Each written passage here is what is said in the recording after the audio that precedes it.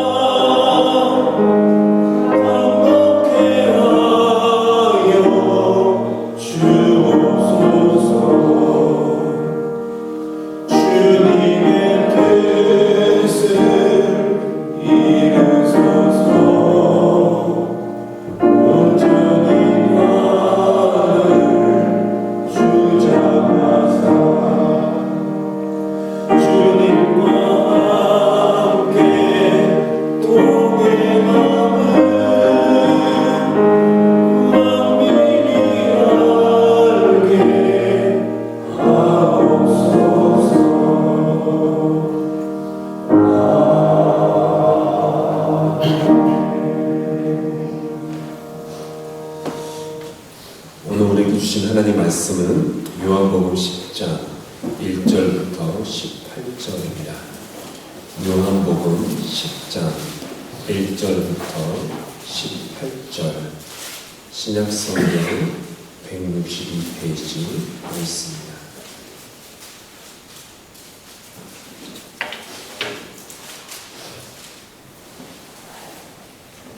요한복음 10장 1절부터 18절까지 함께 교독하시겠습니다. 제가 먼저 1절 읽겠습니다. 내가 진실로 진실로 너에게 이르노니 문을 통하여 양의 우리에 들어가지 아니하고 다른 데로 넘어가는 자는 절도며 강도요 문으로 들어가는 이는 양의 목자라. 문지기는 그를 위하여 문을 열고 양은 그의 음성을 듣나니 그가 자기 양의 이름을 각각 불러 인도하여 내느니라. 자기 양을 가리는 후에 앞서 가면 거기에 그의 음성을 알아보는 것 없다. 타인의 음성은 알지 못하는 거로 타인을 따르지 아니하고 도리어 도망하느니라. 예수께서 이 이유로 그들에게 말씀하셨으나 그들은 그가 하신 말씀이 무엇인지 알지 못하느니라. 그러므로 예수께서 다시 이르시되 내가 진실로 진실로 너에게 말하노니 나는 양의 문이라. 나보다 먼저 온 자는 절도로 강도니 양들이 듣지 아니하느니라. 내가 문이니 누구든지 나로 말미암아 들어가면 구원을 받고 또는 들어가며 나오며 꼴을 얻으리라. 너희 온 것을 도취하고 죽이고 멸망시키려는 것이며 내가 온 것은 영원히 생명을 얻게 하고 더 풍성히 얻게 될 것이라. 나는 선한 목자라. 선한 목자는 양들을 위하여 목숨을 버리거니와 삭감을 목자가 아니요 양목자가 아니라 이리가 온 곳에서 보면 양을 버리고 달아나니 이리가 양을 버리고 가고 또 붙이니 달아나는 것은 그가 싹보니 까닭에 양을 돌보지 아니함이나 나는 선한 목자라. 나는 내 양을 알고 양도 나를 아듯이 아버지께서 나를 아시고 내가 아버지를 아는 것 같으니 나는 양을 위하여 목숨을 버리노라. 또 이 일에 다른 사람들이 내게 있어 내가 인도하여야 할 터이니 그들도 내 목숨을 듣고 한 무리가 되어 한 목자에게 있으리라. 내가 내 목숨을 버리는 것은 그것을 내가 다시 얻기 위함이니 이로 말미암아 아버지께서 나를 사랑하시느니라. 이를 향해서 빼앗는 자가 있는 것이 아니라 내가 스스로 버리리라. 나는 버릴 권세도 있고 다시 배울 권세도 있으니 이 계명은 내 아버지께서 받았노라 하시니라. 아멘. 오늘 새벽에는 나는 양의 문이다, 나는 양의 문이다 라는 말씀으로 하나님 은혜 나누도록 하겠습니다. 인생이 뭘까요? 인생은 여정입니다. Life is journey라고 하죠. 인생은 여정인데 그 인생의 여정에는요 수많은 문들이 놓여 있어요.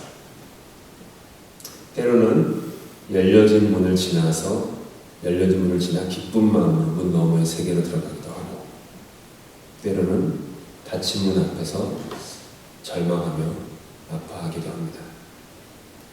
인생은 이처럼 여정이고요. 그 여정에는 수많은 문들이 놓여 있습니다.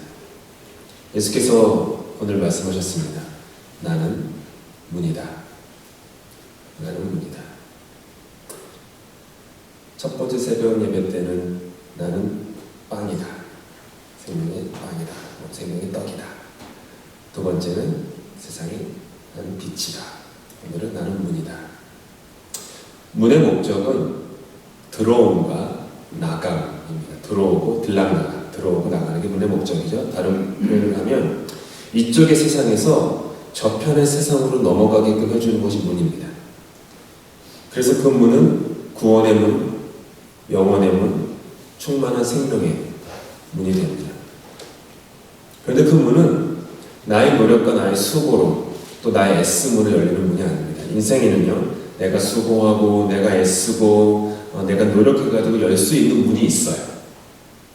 그런데 예수라는 문은 거의 유일하게 나의 수고와 노력과 애씀으로는 열 수 없는 문입니다. 그 문은 예수가 열어주시는 문이에요. 모든 것이 그분께 달려있습니다. 나에게 달려있지 않습니다. 목사라고, 신부님이라고, 교황님이시라고 그분들에게 특별히 열려있는 게 예수의 문이 아닙니다. 예수만이 열 수 있는 문이죠. 예수의 공로, 예수의 희생, 예수님의 사랑, 예수님의 피로 열리는 문이죠. 죄인된 나는 그 문을 지나서 하나님의 세계로 들어갈 수 없는데 예수님께서 십자가로 열어 제껴주신 거예요. 그렇게 예수의 문이 있죠. 근데 그거 아세요? 우리에게도 문이 있습니다. 우리는 아무에게나 우리 마음의 문, 삶의 문을 열어주지 않습니다. 여러분 문 아무에게나 열어주지 않잖아요. 가끔 빼꼼하고 광공감 쳐다보시기도 하고, 때로는 뭐 위에다가 뭐라 그러죠? 걸어놓기도 하시고, 아무에게나 우리 마음의 문, 삶의 문을 열어주지 않습니다. 누군가 내 마음에 들어오는 것도 그렇게 호락호락하지 않은 게 또 인생이죠. 그런데 주님은 우리 마음의 문을 열고 우리 마음의 문을 지나서 들어오기 원하세요. 오늘 읽은 10장 1절 말씀이죠. 제가 다시 읽으면요. 양 무리에 들어갈 때에 문으로 들어가지 아니하고 다른 데로 넘어 들어가는 사람은 도둑이요 강도다. 이 얘기 뭐냐면 예수님께서는 우리의 문을, 우리 마음의 문, 우리 삶의 문을 강제로, 완력으로 열고 들어오시려 하지 않는다는 거예요. 그분은 강도가 아니시니까. 주님은 당신을 향해 굳게 닫힌 우리 마음의 문을 강제로 열지 않으세요. 그분은 강한 팔과 강한 발이 있으시지만 우리 삶의 문을, 마음의 문을 부수지도 않으세요. 천군 천사를 보내셔서 그 문을 박살내라고 내가 들어가겠다고 명령하지도 않으세요. 참 이상하게 주님은 그냥 굳게 닫힌 우리 삶과 마음의 문 바깥에서 우리를 기다리세요. 계시록에서 이런 말씀이 있어요. 볼지어다 내가 문 밖에 서서 뭐죠? 기다리노라. 곰곰이 생각해 보세요. 예수님께서 내가 문 밖에 서서 기다리노라. 문 밖에 서서 기다리세요. 어제도 오늘도 내일도 그냥 기다리세요. 브레이크가 없는 욕망의 기차에 올라탄 우리는 그 문을 예수님을 향해 쉽게 열어드리지 못하죠. 걱정과 두려움에 사로잡힌 우리는 문을 열지 못합니다. 교회를 다닌다고 해서 예수님께 우리 마음의 문을, 삶의 문을 연 건 아니에요. 교회를 다니는 것과 예수님께 내 마음과 내 삶의 문을 여는 것은요, 사실 거의 별개예요. 아무리 교회를 오래 다니고 그래도 저를 포함해서요. 그래도 예수님께 마음을 열지 못하는 경우들이, 삶의 문을 열지 못하는 경우들이 비일비재합니다. 걱정과 두려움에 사로잡히면요, 그 문을 열어드리지 못해요. 들어오시면 어떡하지? 구원을 주시는 건 좋은데 들어오셔가지고 나한테 뭐 이러시면 어떡하지? 어디 한 번도 가보자는데 가라가시면 어떡하지? 한 번도 해보자는 일을 하라면 어떡하지? 나 저 사람 용서하기 싫은데 용서하라고 하시면 어떡하지? 두려운 거예요. 그렇게 말하시다가. 근데 그렇게 말하시고 갔거든. 성경을 보거나 설교를 들어보면 그런 식으로 갔거든요. 그러니까 주님, 전 준비 좀 안 되는데요. 그럼 그거는 조금 저한테 좀 너무 과한데요 하면서 문을 열지 못하죠. 용기가 없어서 미루기만 하죠. 그래도 주님은 문 밖에서 기다리세요. 볼지어다 내가 문 밖에 서서 기다리고 문이신 예수께 내 삶의 문을, 내 마음의 문을 열어주기를 기다리세요. 그리고 당신을 진정으로 믿기를 기다리세요. 당신을 진정으로 신뢰하기를 기다리세요. 한번 나를 믿고 뛰어내려봐라 라고 기다리세요. 애기들 길러보셨으면 아시겠지만 높은 데서 뛰어내리지 않습니까? 그렇게 하죠. 이렇게 아빠가 받아줄게, 엄마가 받아줄게. 그러면 그냥 애들은요 별로 고민 안 하고 뛰어내려요. 에이 아빠가 어떻게 나를, 이런 얘기 안 해요. 에이 엄마가 몸도 약하게 보이시는 분이 어떻게 나를 받으시려고요. 이렇게 안 해요. 이제 애들이 커지면은 이제 뛰어내리지 못하죠. 이제 커지면 무거운 것도 있지만 신뢰하지 않죠. 근데 애기들은 뛰어내려요. 겁이 없어요. 겁이 없는 건 내 앞에 있는 그 존재를 신뢰하기 때문에. 한국에서 이제 한 달간 방문하지 않았습니까? 둘째 이한이를 제 손 잡는 거를 참 좋아해요. 그래서 이한이 손을 잡고 한국을 걷는데 문득 사람이 워낙 많잖아요. 너무너무 많고 뭐 상가 건물에는 뭐 정보의 홍수가 밀려오는데 막 무슨 가게 막 몇십 분짜리 전체가 막 정신이 하나도 없는 거예요. 얘는 이제 제 전화번호도 모르고, 그렇죠? 전화를 걸 줄도 모르고, 한국말을 못하기 때문에 길을 잃어버리면 누구한테 한국말로 우리 아빠가 누구인데 아빠 이름을 한국어로도 못 외울 거예요. 얘는 데이빗 뭐 이런 사람들 어떻게 알겠어요? 한국 사람들이.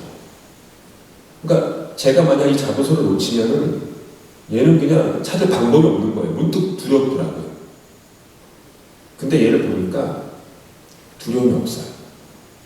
너무너무 평안한 거예요. 참 믿음 좋다. 정말 믿음 좋구나. 그 둘째 이야기를 보면서 너무 은혜를 받았어요. 이게 진짜 이게 믿음 생활인가 보다. 아무것도 없어도 그냥 내 손 잡고 있는 아빠, 그 한 사람은 그분이 나를 절대로 놓지 않는 거야. 나가는 그 믿음으로 살아가는 게 믿음이구나. 주님 그러기를 원하시거든요. 근데 우리가 점점점 이렇게 뭐가 많아지면서 그렇게 못해요. 그래도 주님 용은 안 될 것 같은데 그런 거 있잖아요. 그러니까 문을 못 열어요. 주님께. 그래서 주님은 계속해서 기다리시는 거예요. 계속해서 기다리시는 거예요. 7절에서 주님이 말씀하셨어요. 나는 양이 드나드는 문이다. 드나드는 문이다. 들어가는 문도 예수, 나가는 문도 예수. 즉 삶의 시작도 예수, 너의 삶의 끝도 나다. 이 얘기세요. 우리의 삶은 예수님을 통해서 이 땅에 왔죠. 거친 세상에서 실패하거든 그 손 못자국 만져라. 이 세상에서 넘어지고 깨워져도 그 손 못자국이 있는 주님의 문은 우리에게 늘 참 소망이 되어주세요. 그리고 언젠가 우리의 코끝에서 호흡이 멈추는 그날 우리는 그 손 못자국이 있는 주님의 문을 지나 하나님의 나라로 들어갈 거예요. 문이신 예수는 알파요 오메가 시작과 끝이죠. 9절에서 주님이 계속해서 말씀하세요. 나는 문이다. 누구든지 나를 통하여 들어오면 구원을 얻고 드나들면서 꼴을 얻을 것이다. 예수님을 통해서 예수님이라는 문을 들어가죠. 아무리 먹어도 굶주리기만 하는 세상의 빵이 아니라 생명의 빵 예수님으로 인해서 참된 만족이라는 구원을 그 문 너머의 세상에서 우리는 경험하게 됩니다. 어둠밖에 없는 우리지만 그 우리의 마음을 세상의 빛 예수님께서 밝혀주시죠. 그분이 불러주셔서 우리는 그분의 문으로 들어가요. 그분의 문을 드나들면서 우리는 참된 꼴을 얻습니다. 그분이 내 삶에 필요한 의식주를 다 마련해 주세요. 그분이 선한 목자이기 때문에 결코 그분께서는 당신의 양떼를 굶어 죽이시는 법이 없습니다. 이리와 악한 목자는 양떼를 굶어 죽일 수 있죠. 자신이 살아야 되니까. 근데 선한 목자는 양의 문이신 그분께서는 그 양을 위해서 자신의 생명을 버리시는 분이에요. 그래서 그분은 절대로 당신의 양떼를 굶기시지 않으세요. 오늘도 약속하셨잖아요. 드나들면서 꼴을 얻을 것이다. 그분은 푸른 풀밭 쉴만한 물가로 우리를 인도하여 주시는 거예요. 우리를 먹이시고 재우시고 입히세요. 이민생활 한번 돌아보시면 회고해 보시면 지금까지 살아온 이민의 삶을 얼마나 힘든 일들이 많으셨습니까? 얼마나 불확실한 일들이 많으셨습니까? 혼자서 가게에서 눈물 흘리신 적은 또 얼마나 많으셨습니까? 화장실에서 꺼이꺼이 안 울어보셨나요? 그런 적은 또 얼마나 많으십니까? 얼마나 더 서러우셨습니까? 그래도 살아야지. 애들 제대로 키워야지. 이러면서 살아오셨어요. 그런데 돌아보면 그게 저와 여러분의 노력은 된 것입니까? 드나들면서 꼴을 주신 그분께서 때마다 시마다 우리를 먹이시고 입히셔서 그래서 되신 것 여기까지 지내온 건 아닙니까? 그래서 우리에게 상기시키세요.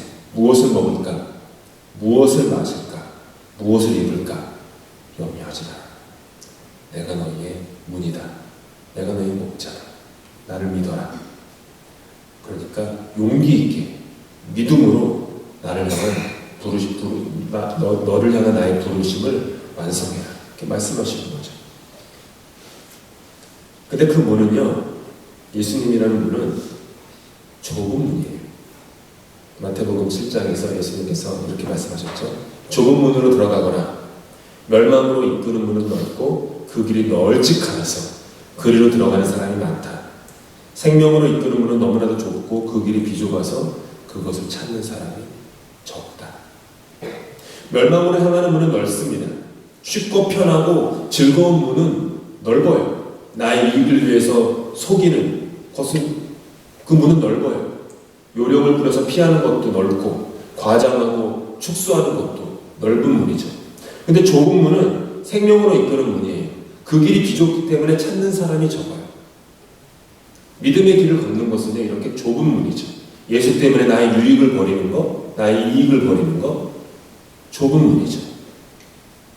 이기심으로 살고 싶은데 이타심으로 사는 거, 좁은 문이죠. 조금만 요령 부리면 되는데, 남들 다 그렇게 하는데, 그래도 정직하게 살려고 애쓰는 거, 좁은 문이죠. 감정대로, 느낌대로 뭐 하고 싶은데, 꾹꾹 누르고, 인내하고, 기다리는 거, 좁은 문이죠. 선악과는 하와에게 보암직도 하고 먹음직하였다 라고 창세기는 우리에게 말씀합니다. 그 얘기는 선악과는 하와에게 넓은 문이었다는 거예요. 보암직도 하고 먹음직도 하니까 넓은 문이죠. 그래서 남편 아담도 데리고 넓은 문으로 들어가요. 그리고 그 넓은 문을 넘어 들어갔기 때문에 거기에 큰 대가가 따라왔습니다. 최초의 인간 하와와 그 남편 아담이 넓은 문으로 들어갔기 때문에 그 대가를 우리 역시 고스란히 받고 있는 것이죠. 그런데 예수님께서는 좁은 문을 선택하셨고 그 문으로 들어가셨습니다. 그분이 십자가의 문을 들어간 덕분에 우리에게 구원의 길이 열렸어요. 생명으로 인도하는 문은 좁은 문이죠. 문 밖에서 보면요, 그 문을 보면 행복 끝, 고생 시작이에요. 좁은 문이니까. 아, 좁은 문이구나. 아, 고생 시작이구나. 행복 끝이구나. 그럼에도 불구하고 그 문을 선택할 수 있는 사람에게는 믿음이 있기 때문에. 믿음은 용기잖아요. 그렇기 때문에 아, 그래. 행복 끝 고생 시작이다. 그래도 예수님 때문에 내가 그 문 지나가야지. 예수님을 향한 신뢰, 사랑이죠. 그래서 좁은 문을 지나가요. 근데 참 인생의 신비로운 게 뭐냐면 하나님 나라의 그 원칙, 방식이 내가 길이요 진리요 생명이라고 예수님 말씀하셨는데 내가 길이라는 것은 그 영어 표현에도 way라는 것은 길도 있지만 방식이라는 뜻도 있잖아요. 내가 삶의 방식이라는 뜻도 돼요. 겉으로 멀리서 들어가기 전에는 좁은 문이었는데 들어가면 그 문 너머의 세상은 넓은 세상이에요. 이게 신앙의 비밀이에요. 사람들이 그 문이 좁기 때문에 들어가지 않아요. 그래서 넓은 문을 선택해요. 넓은 문, 널찍한 대문을 선택하죠. 근데 그 대문을 선택해서 들어가게 되면은 점점 더 길을 계속, 약간 제가 시작의 인생의 여정이라고 했잖아요. 계속 걸어가면은 그 대문을 지난 그 너머의 세상이 점점 좁아져요. 점점 좁아져가지고 나는 옥죄예요. 숨도 못 쉬게. 처음에는 요령 부려가지고 살짝 속여가지고 해가지고 쉽게 그 길을 피했는데 계속 그렇게 살다 보니까 점점 그게 옥죄는 거예요. 점점 옥죄가지고 팍 멸망의 길로 가는 거죠. 좁은 문은 고생하는 것 같고 손해보는 것 같은데 그 문을 지나가면 그 원칙으로 인생을 살다 보면 그 다음부터 그 삶의 그 세계가 확 넓혀져요. 그게 하나님 나라의 신비예요. 신앙이 있는 사람은 그걸 볼 수 있는 사람이에요. 아, 넓은 문? 대문이구나. 참 대문이 넓네. 좋은데 하지만 저 문 너머에는 좁은 세상이에요. 좁은 문을 보시면서 아, 문이 좁구나. 근데 저 문을 지나가면 넓은 세상, 푸른 초장, 쉴 만한 물가가 놓여 있을 거야. 그게 믿음이에요. 그래서 우리는 좁은 문, 예수를 선택하는 거죠. 예수가 문이세요. 그분의 뜻이 우리 삶에서 결국에는 성취됩니다. 계시록 3장 7절에서 8절 말씀. 거룩하신 분, 참되신 분, 다윗의 열쇠를 가지고 계시는 분, 여시면 닫을 사람이 없고 닫으시면 열 사람이 없는 그분이 말씀하신다. 나는 네 행위를 안다. 보아라, 내가 네 앞에 문을 하나 열어두었는데 아무도 그것을 닫을 수 없다. 네가 힘은 적으나 내 말을 지키며 내 이름을 모른다고 하지 않았다. 예수께서 여시는 문을 닫을 사람이 없고 예수께서 닫으신 문을 열 사람이 없는 거예요. 근데 주님께서는 우리 앞에 문 하나를 열어놓은 채 물으시는 거예요. 이 문을 지나서 들어오겠니? 신앙의 선택을 하라는 거죠. 선택은 우리 몫이죠. 아까 설교 중간에 말씀드렸듯이 주님은 강제하시는 분이 아니시거든요. 믿음의 용기로 들어갈 수도 있고 두려움과 걱정으로 등을 돌릴 수도 있죠. 우리가 진정으로 예수를 믿는다면 그 그분이 생명의 문이신 것을 믿는다면 그 문 너머에 알 수 없는 미지의 넓은 들판에 선한 목자께서 우리와 함께 계신다는 것을 참으로 믿는다면 우리는 우리 앞에 놓인 그 열린 좁은 문으로 들어갈 수 있습니다. 주님을 완전히 신뢰하면서 들어갈 수 있는 거예요. 예수로 인해서 거듭난 후에 예수를 인생다에 따랐던 바울의 여정이 그러했습니다. 20대 중후반에 다메섹으로 가는 길에 뜻하지 않게 바울이 예수님을 만났어요. 거듭났어요. 하지만 젊고 혈기왕성한 나이에 하나님은 그 바울을 쓰지 않으셨어요. 주님은 바울을 아라비아에서 3년, 고향 다소에서 10여 년의 시간을 그냥 썩게끔 하셨어요. 학자에 따라 13년 혹은 16년이 되는 그 시간을 바울은 그냥 그 광야에서 고통스럽게 보냈던 거예요. 아무것도 하지 않고 묵상했다, 거기서 선교를 하지만 기록이 없으니까. 선교를 했으면은 어느 서신서에서라도 바울이 한 번 정도는 멘션을 했을 것 같은데 그런 멘션이 전혀 없거든요. 아라비아 사막에서 어떤 것을 했는지 멘션도 없고 다 고향 다소에서 10수년 동안 뭘 했는지 기록이 없는데 바울이 말을 안 하거든요. 그냥 그렇게 묻혀져 있던 거예요. 하지만 주님의 사랑으로 거듭나기 위해서 필요한 연단의 시간이었던 것이죠. 그리고 주님은 바울이 한 번도 그 시간이 지난 후에 한 번도 꿈에서조차 생각해보지 않은 목회자로서 시리아 안디옥 교회에서 1년을 사역하게끔 인도해 주세요. 그리고 주님은 바울로 하여금 또 한 번도 예상하지 않았던 전도 여행을 하는 사람으로 바울을 만드세요. 바나바와 함께 소아시아 지역에서 1차 전도 여행을 하죠. 2차 전도 여행을 시작할 때 아쉽게도 바나바와 결별을 하게 됩니다. 바나바가 남쪽 지방으로 배를 타고 전도 여행을 떠났기 때문에 하는 수 없이 바울은 북쪽으로 육로를 따라 전도 여행을 해야만 됐던 거예요. 문이 닫혔기 때문에 다른 곳으로 간 거죠. 하지만 그로 인해서 바울은 소아시아, 지금의 터키 서쪽 끝에 다다르게 되고 그곳에서 꿈의 환상 중에 마게도냐 사람이, 그리스 사람이죠. 마게도냐 사람이 와서 복음을 전해달라는 환상을 보게 되죠. 그렇게 바울은 한 번도 계획해보지 않은 유럽 대륙으로 에게해를 지나서 건너가게 돼요. 그리고 빌립보, 데살로니가, 베레아를 거쳐서 고린도에까지 내려가서 복음을 전하죠. 두 번의 전도 여행 중에 수없이 각 도시의 유대인들이 바울을 핍박합니다.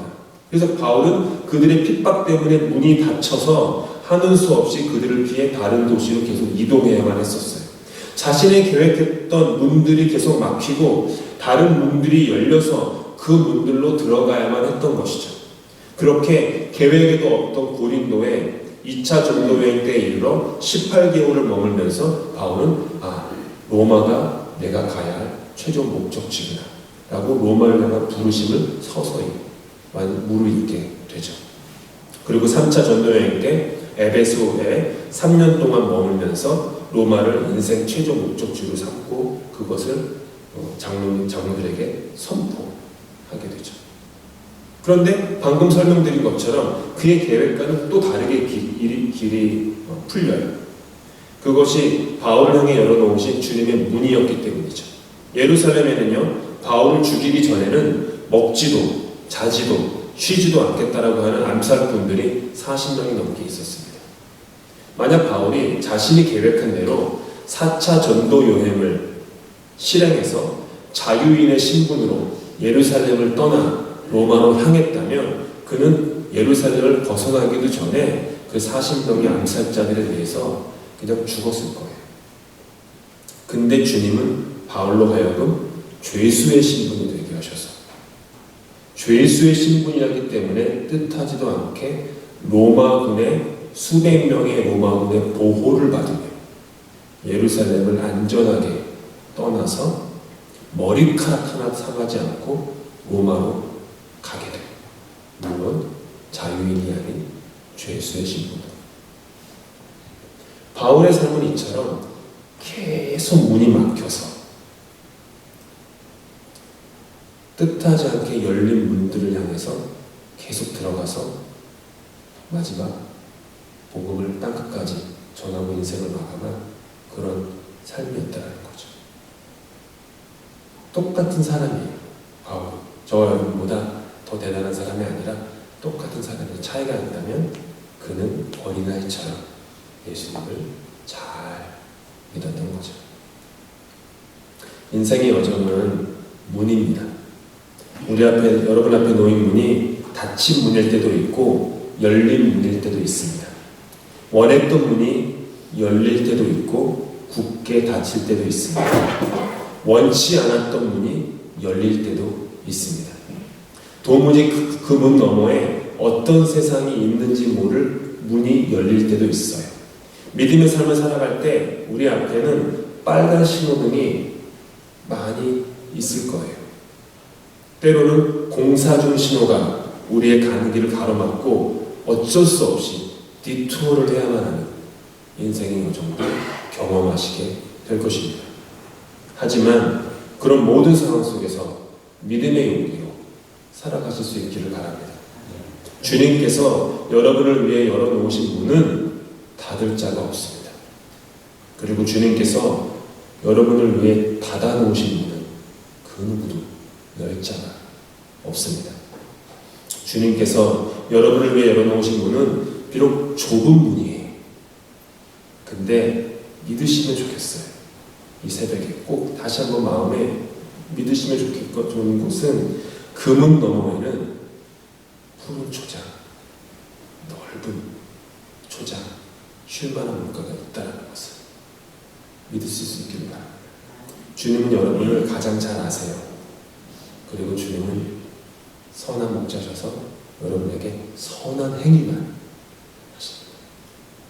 결국 주님이 저와 여러분의 인생 속에 닫으신 문은 사랑과 은혜였고 여신 문도 사랑과 은혜였던 것입니다.